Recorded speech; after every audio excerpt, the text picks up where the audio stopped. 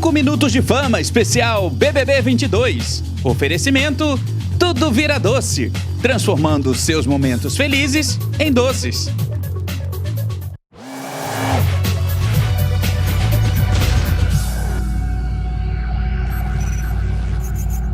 Olá, sejam todos muito bem-vindos a mais uma edição do 5 Minutos de Fama, especial BBB 22. Hoje a gente vai falar sobre a eliminação da Laís, a nona participante a deixar o confinamento. E olha lá, desfalca aí o grupo do quarto Lollipop, né? Mais um participante, mais um integrante do quarto Lollipop que deixa o jogo. A Laís saiu com 91,25% dos votos, um índice bastante alto de rejeição, e com isso ela acaba entrando para o ranking dos 10 mais rejeitados de todo o BBB. A Laís está em 7º lugar nesse ranking. Ela foi para o paredão indicada pelo líder Arthur, ou seja, sem direito a bate e volta, e enfrentou o Douglas, que teve 4,48% dos votos, e o Eli, que ficou com 4,27% dos votos. Ao todo foram computados 157.060.266 votos. O que a gente pode dizer é que essa eliminação da Laís parte se deu por conta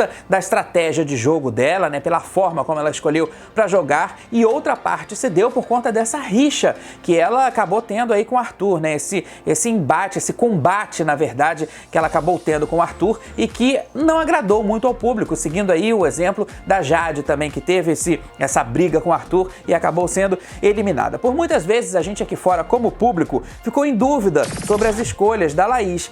Olha, às vezes ela tinha um comportamento em que levava a crer que ela estava jogando, às vezes ela ia um pouco mais pro lado da falsidade, mas alegando estratégia de jogo. E aí, lá no comecinho, para quem não lembra, a Laís, ela tentou se infiltrar, né, já afirmada ali no quarto Lollipop, ela tentou se infiltrar em vários grupos da casa, do pessoal do quarto grunge, dos meninos, né, e enfim, ficou aquele leve trás, foi até na época da Bárbara também. Eu acho que isso acabou atrapalhando um pouco o jogo dela. Não vou dizer que a Laís sempre foi uma excelente jogadora. Eu acho que, no meu ponto de vista, ela errou bastante, ela era uma jogadora fraca, mas era uma jogadora que estava ali, que de vez em quando era a pedra no sapato de alguém, não é verdade?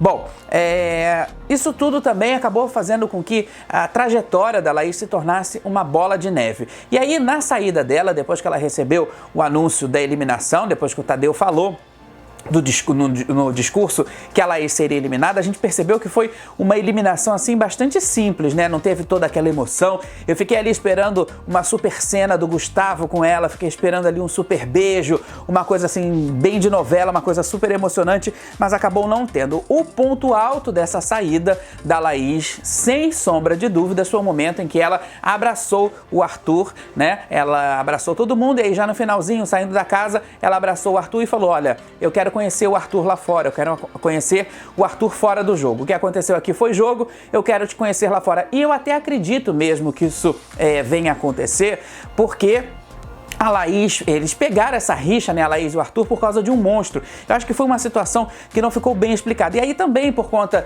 da aliança da Laís com a Jade, com a Bárbara, com as garotas e tudo, isso acabou também se transformando num verdadeiro pesadelo, né? Vamos dizer assim, num monstro gigante. Mas aí depois que a Laís saiu da casa, aquele clima todo de despedida, depois que ela saiu da casa, ela foi conversar com o Tadeu Schmidt, e lá no palco o Tadeu fez a pergunta para ela sobre o seguinte: o que ela achava que tinha errado, em que momento que ela tinha errado, qual foi de repente uma passagem, se ela lembrava de alguma coisa ali onde de repente ela poderia ter errado e aquilo tenha contribuído para a eliminação. E ela disse que essa questão mesmo da rixa dela com o Arthur pode ter contribuído, e a gente sabe que contribuiu bastante. Essa rixa dela com o Arthur pode ter, acabou levando, né, a Laís para essa eliminação. E aí, gente, eu acho que o que a gente pode dizer, diante disso tudo que a gente está vendo, diante dessa situação do quarto Lollipop, porque com a saída da Laís, a Laís ainda representava ali a resistência do quarto Lollipop. Agora só tem o Eliezer e a Slo, né? Se é que a gente pode dizer assim. E possivelmente a Natália, porque a Natália já deu indícios aí de que, de repente, pode vir a migrar do quarto grunge para o quarto Lollipop. Quem sabe ela não vai fortalecer o time ali. Mas eu acho que já nesse ponto do jogo, né? A gente aí já com 11 participantes na casa, eu acho que essa divisão de quarto ela já também está se dissolvendo. O fim do Lollipop, que eu acho que já pode ser tecnicamente, talvez anunciado com essa saída da Laís, eu acho que ele vai proporcionar com que a casa se mexa de uma forma diferente. A gente tem, de repente, o trio, né? A Lina, a Natália e a Jessi se movimentando. Eu acho que não vai haver migração da Jessi e da Lina para o quarto Lollipop, mas a Natália possivelmente vá sim para o quarto Lollipop. E essa configuração toda, gente, faz com que a gente pense o seguinte: o que vai acontecer daqui pra frente? Como é que vai ser daqui a pouquinho que vai estar chegando aí o top 10, né? Porque falta apenas mais um para sair, para que a gente entre no top 10. Será que ainda, depois de toda essa movimentação, depois desse monte de perda que teve o pessoal do quarto Lollipop, lembrando que só resta a Slo e o Eli, será que ainda vai ter essa configuração de Lollipop? Será que o Lollipop vai mudar de nome? Será que o Lollipop vai virar um símbolo de resistência? Ou será que tudo vai mudar e, como eu disse, não vai haver mais nenhum quarto e agora é cada um por si e Deus por todos? As respostas para essas perguntas, claro, a gente só vai ter assistindo ao BBB 22.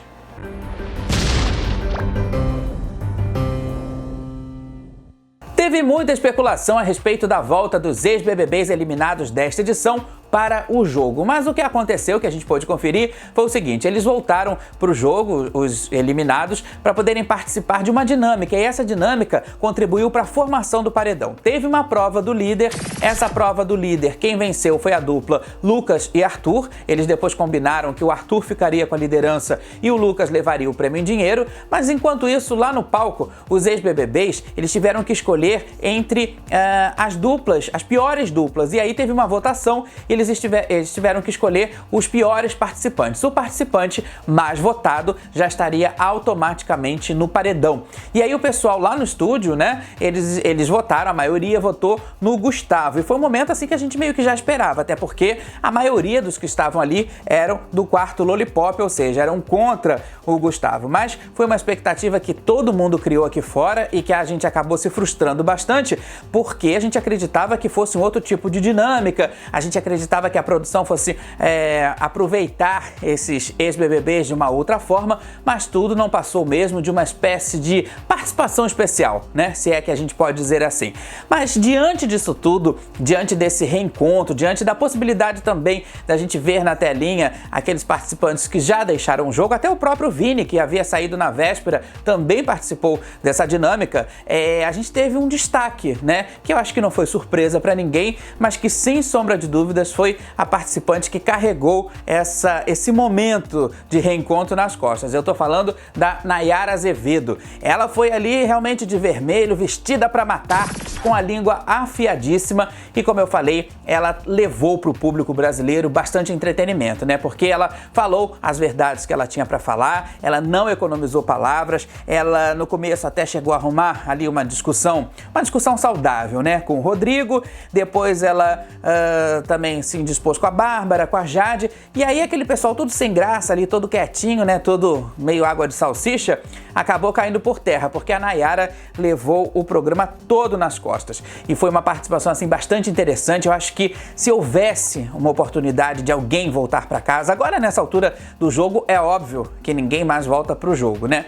Mas se houvesse uma possibilidade, com certeza a Nayara tinha que estar aí entre esses participantes que deveriam voltar para casa, porque lá dentro ela ficou bastante contida. Eu acho que agora no finalzinho, né, quando ela já estava no finalzinho antes da saída dela, que ela foi se soltando um pouquinho, mas agora nessa participação a gente pôde ver uma Nayara completamente renovada. Era essa Nayara que a gente queria ver mais vezes lá na época do confinamento. Mas olha, gente, também a gente precisa aproveitar para falar que dentro desse assunto aí, né, da volta dos ex-BBBs, esse assunto que bombou muito nessa semana, teve muito colega caça-clique que criou histórias, né, que usou todo o seu potencial criativo para poder produzir narrativas e produzir histórias bem interessantes. A primeira delas é em relação ao quarto preto. Eu acho que a gente já deu para perceber que esse quarto preto, na verdade, nunca existiu, e se existir talvez vai ser por sugestão, mas tecnicamente desde o começo nunca existiu. E aquela foto que a gente viu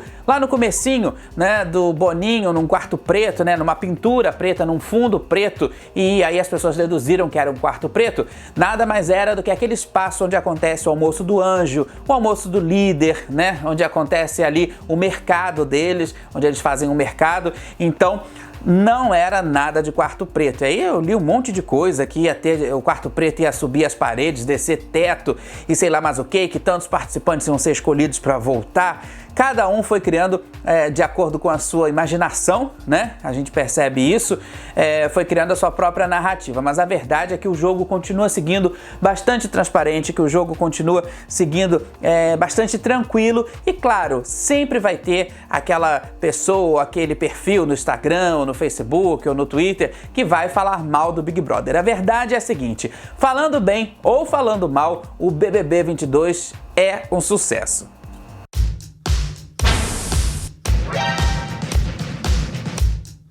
Foi durante a última festa do líder, antes da liderança do Arthur, que a Natália teve um verdadeiro surto dentro da casa. Ela esmurrou porta, ela jogou móveis no chão, chegou a quebrar objetos, levou a advertência da produção, perdeu estalecas. No dia seguinte, conversou com a psicóloga, né, que tentou ali contornar a situação, mas o fato é que a Natália perdeu totalmente os limites. Para a gente entender um pouco dessa história, desse fato que aconteceu na festa, a gente precisa lembrar que antes da festa teve aquele esquenta. E ali naquele esquenta, né, quando chega um carrinho com algumas bebidas, alguns salgadinhos, a Natália, foi na cerveja. Depois da cerveja, ela partiu para a festa, já com a casa, a parte externa liberada. Lá na festa, ela bebeu de tudo, gente. Ela bebeu aquela cachaça, a tal da bananinha, ela bebeu mais cerveja e misturou com espumante. Claro que o resultado não poderia ter sido outro.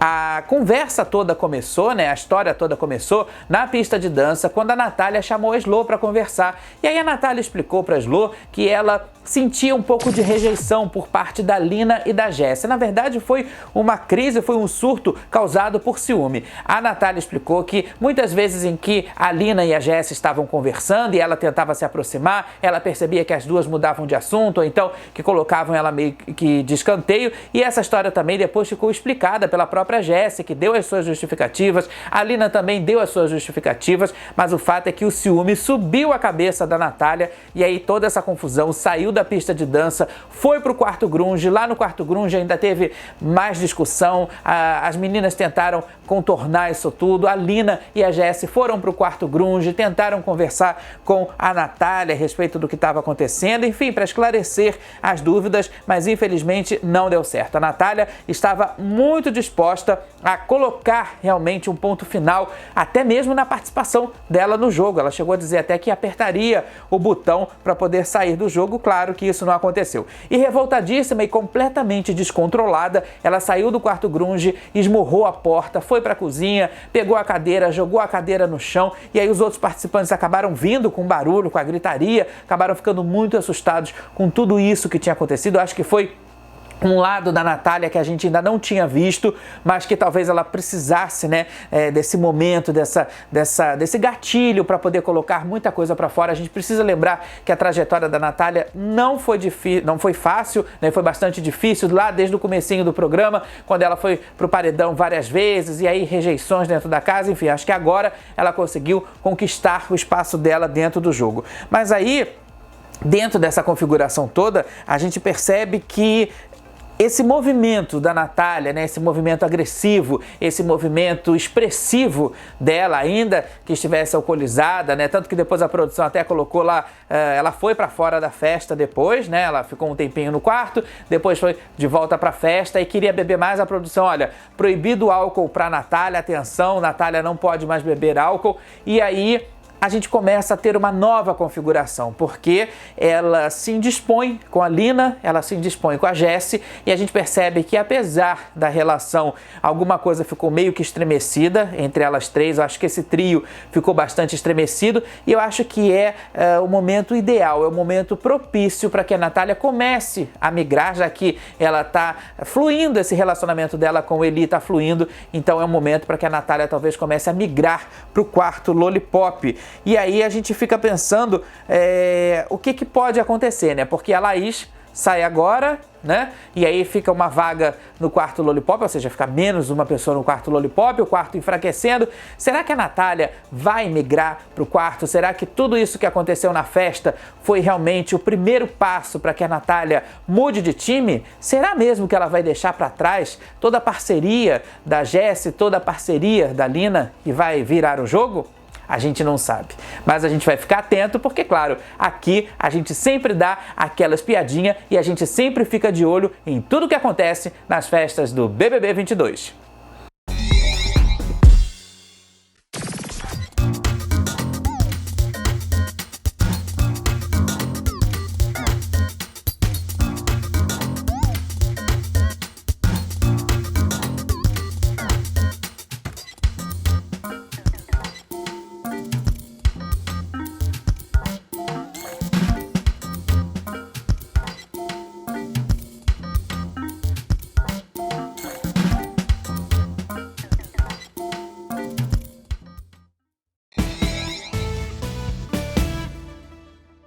Os 5 minutos de fama especial BBB 22 vai ficando por aqui. Eu lembro sempre que o nosso encontro é toda quarta-feira aqui no canal pra gente poder falar sobre o eliminado da semana, pra gente também comentar sobre os últimos acontecimentos e polêmicas da casa mais vigiada e também mais comentada do Brasil, claro. E olha, é muito bom ter a sua companhia, é muito bom ter a sua audiência. Então, na semana que vem, a gente volta com mais um 5 minutos de fama especial BBB 22. A gente se vê. Até lá!